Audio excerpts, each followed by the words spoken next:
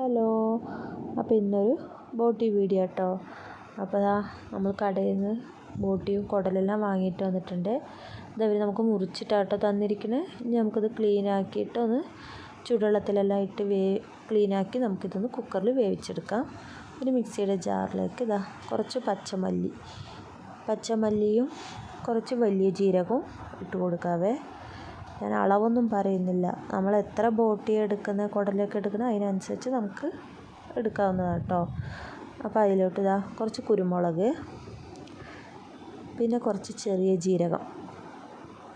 ജീരകവും വേണം. കുറച്ച് ചെറിയ ജീരകവും നമ്മളിതിലേക്ക് ചേർത്ത് കൊടുക്കുന്നുണ്ട്. ഇനി ഇതിലേക്ക് വേണ്ടത് പച്ചമുളകും തക്കാളിയുമാണ്. കാരണം ഇതിൽ നമ്മൾ മുളക് പൊടിയൊന്നും ചേർക്കുന്നില്ല. നമുക്ക് എരിവിന് ആവശ്യമുള്ള പച്ചമുളകും തക്കാളി നമ്മളിതിൽ ചേർത്ത് കൊടുക്കണം. പിന്നെ കറിവേപ്പില, മല്ലിയില ഇത് രണ്ടും ആവശ്യത്തിന് ചേർത്ത് കൊടുക്കാം. അപ്പോഴാട്ടോ ഞാൻ ഓർത്തത് ഇഞ്ചി വെളുത്തുള്ളി പേസ്റ്റ് ഇട്ടില്ലേ.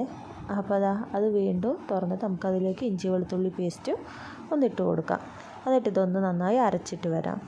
നല്ല അരക്കണം എന്നൊന്നുമില്ല, ഒരു തരിതരിയായിട്ട് അരച്ചെടുത്താലും മതി. അങ്ങനെ അരച്ചെടുത്തിട്ടുണ്ട്. നമുക്കൊരു ചട്ടി വെച്ച് എണ്ണ ചൂടാക്കാം. എണ്ണ നന്നായി ചൂടായി വരുമ്പോൾ ഒരു പട്ട, പിന്നെ കുറച്ച് വലിയ ജീരകം കുറച്ചിട്ട ശേഷം അത് നല്ല മൂത്ത് വരുമ്പോൾ ഒരു കഷ്ണം പട്ടയുടെ തുണ്ടും നമുക്കിതിലേക്ക് ചേർത്ത് കൊടുക്കാം. അയ്യോ, ഞാൻ അപ്പോഴേ ഇട്ടത് പട്ടയല്ല കേട്ടോ, കറാമ്പാണേ. പട്ടയിട്ട ശേഷം നമ്മളിതിലേക്ക് കറിവേപ്പില കുറച്ച് ചേർത്ത് കൊടുക്കാം. കറിവേപ്പിലയും മൂത്ത ശേഷം നമുക്കിതിലേക്ക് അരിഞ്ഞു വെച്ച വലിയ ഉള്ളി, സവാള നന്നായി ചേർത്ത് കൊടുത്ത് നന്നായി ഒന്ന് ഇളക്കി കൊടുക്കുക. ഇളക്കിയതിന് ശേഷം നമ്മളിത് അരച്ച് വെച്ച അരപ്പുണ്ടല്ലോ അതും ഇതിലോട്ട് ചേർത്ത് കൊടുക്കണം കേട്ടോ. ചേർത്ത ശേഷം നന്നായിട്ടൊന്ന് മിക്സ് ചെയ്യണം. അപ്പോൾ അതിനോട് നമ്മൾ കുറച്ച് നമ്മുടെ ഗരം മസാല, മല്ലിപ്പൊടി, കുറച്ചും കൂടെ ഒരു സ്പൂൺ മല്ലിപ്പൊടി ആട്ടോ ഇടുന്നത്. കുറച്ച് ഗരം മസാലയും കുറച്ച് മല്ലിപ്പൊടിയും കുറച്ച് മഞ്ഞൾപ്പൊടിയും, ഈ 3 പൊടിയും ചേർത്തിട്ട് നമ്മളിതൊന്ന് മിക്സാക്കി കൊടുക്കണം. അപ്പോൾ നമ്മുടെ ഇപ്പുറത്തെ കുക്കറിൽ നമ്മുടെ ബോട്ടി വേകുന്നുണ്ട്. പക്ഷെ അതിൽ നമ്മൾ ഉപ്പും ഇഞ്ചി വെളുത്തുള്ളി പേസ്റ്റെല്ലാം ഇട്ട് വേവിക്കുന്നതുകൊണ്ട് നമ്മളിതിൽ ഉപ്പ് അധികം ചേർത്തുന്നില്ല. അപ്പോൾ നന്നായി ഒന്ന് മിക്സാക്കിയ ശേഷം നന്നായി ഇളക്കി വഴറ്റി കൊടുക്കണം. നമ്മുടെ ബോട്ടി വെന്തിട്ടുണ്ട് കേട്ടോ. അത് നമുക്കിതിലേക്ക് ഇട്ട് കൊടുക്കാം.